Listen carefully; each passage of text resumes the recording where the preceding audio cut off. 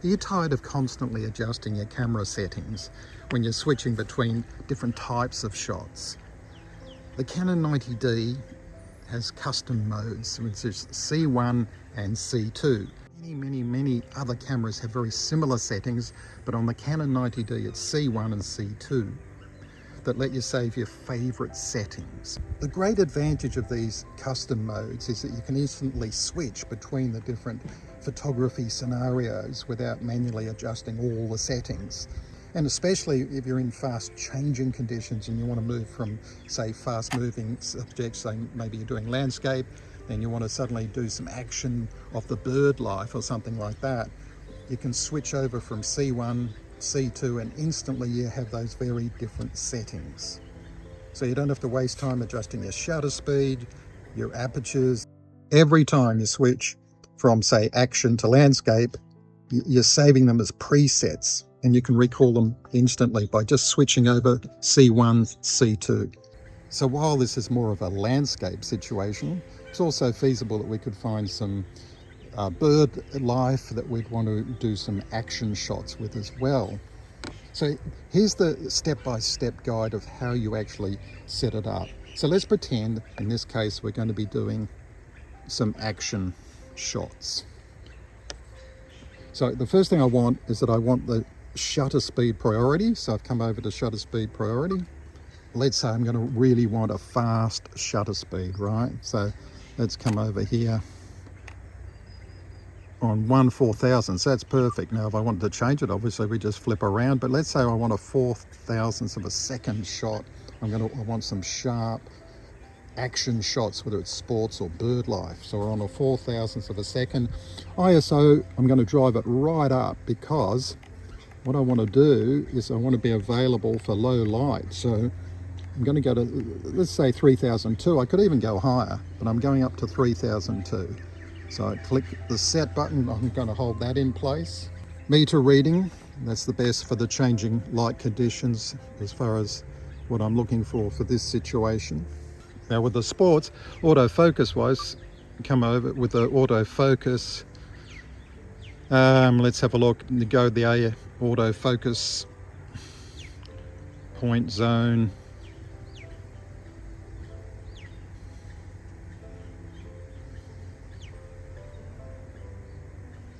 I'm going to go to the single point, keep it on that, so press save on that.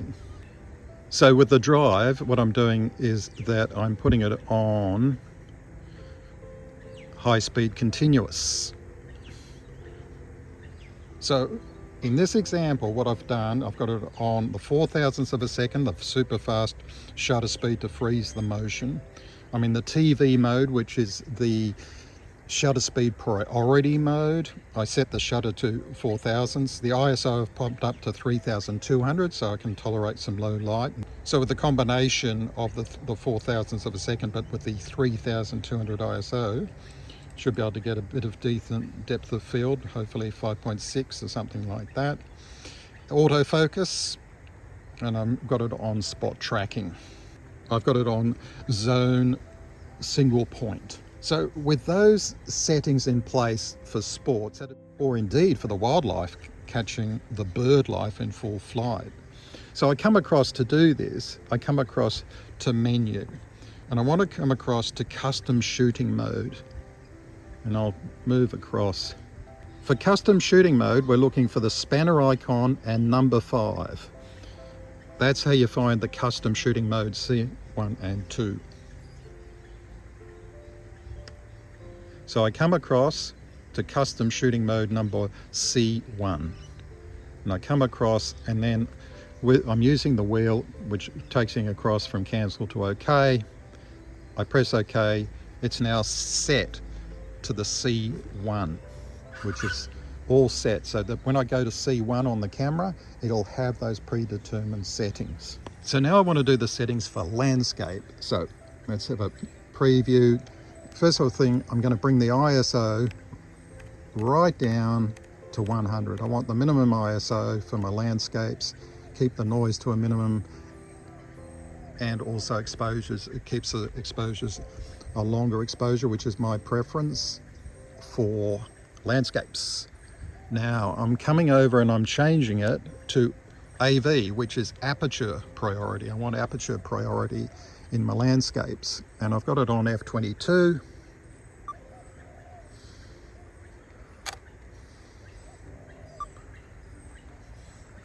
Sometimes f/16 is sufficient, but I want the presets at f/22, so I know I'm getting maximum for my 35mm lens that I've got on at the moment.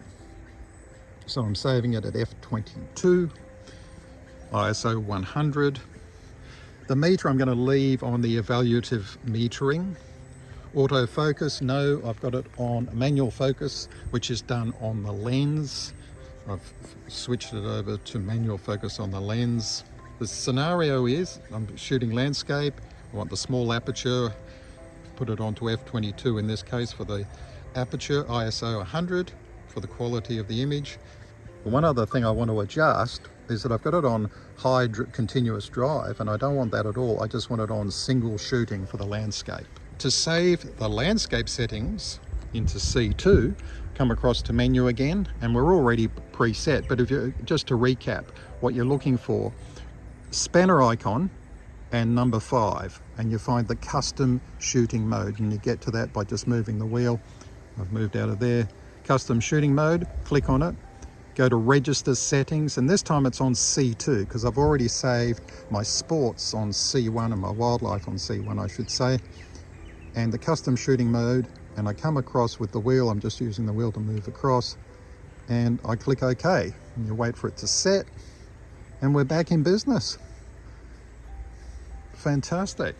So now, having saved those settings, all we've got to do is come across, move over, we've done those, we come across to C1, flip it over to there, and voila, we've got our savings. We've got the preset saving, 4 thousandths of a second shutter speed, 3200 on the ISO. We've got our focus, we've got the high continuous shoot mode. Then we come across to C2, and voila.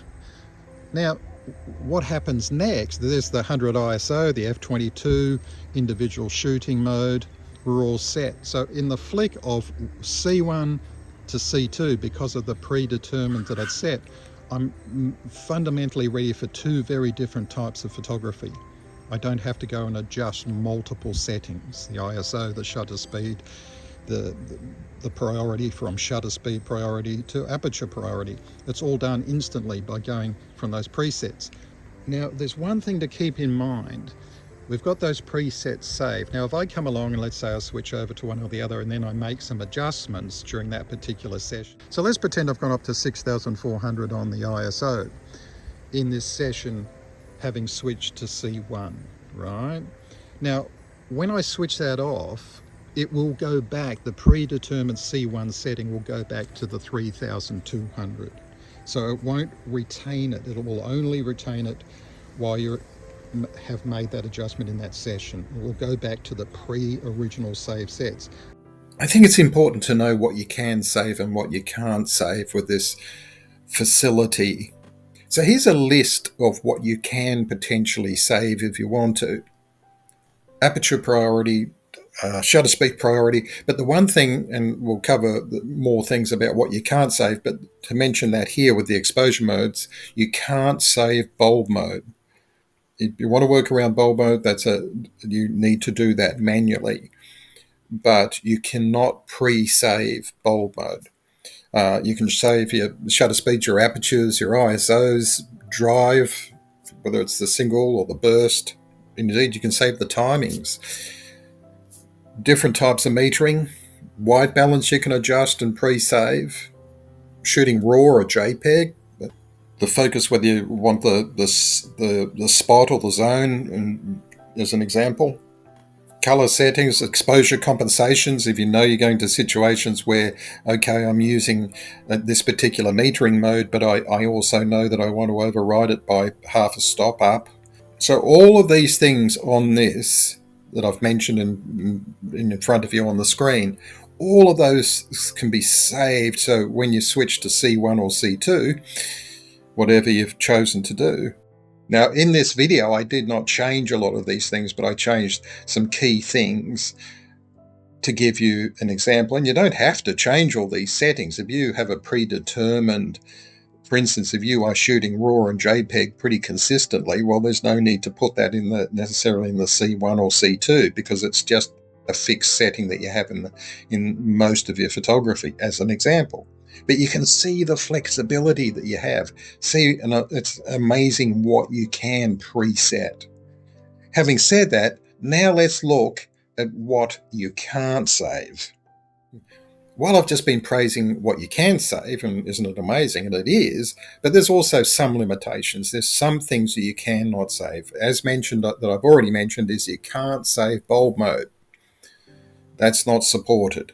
Now, manual and autofocus, the switch is on the lens.